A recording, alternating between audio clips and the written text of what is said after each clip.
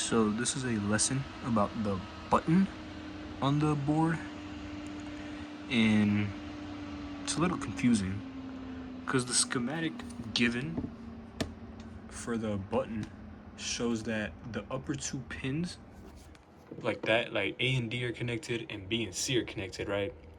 So my understanding of this is that it shouldn't matter which side you connect it on, right? Shouldn't matter which side you connect either of these two pins on, as long as, it's connected properly. But the problem I was having was that if I have this gray wire connected to this side, it wouldn't work. So I don't know what's up with that. I don't really understand that. But other than that, it's pretty straightforward, right? You got the power coming in from over here on the board, 5 volts coming in, going into the 10k ohm resistor, and then the ground going back over here, completing the circuit, right? And then you have this gray one, which is connected to the pin over there. It's connected to pin 2. So how this button works, I made it active low. So if I press this button, the light right here, this one is going to turn off. So I'm going to press the button now. Boom, it turns off. And then if I let it go, it turns on. So this means that the button is active low. I wanted to make it active low just to see. I was kind of messing around with the code quite a bit here. And that's what I'm going to show now. So this is the code that I wrote. And the constant values for the button and LED, right, are there, 2 and 13. That means that these are values that won't be changed anywhere else in the program.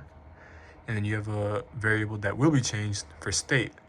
The setup function has LED set as an output and the button set as an input, right?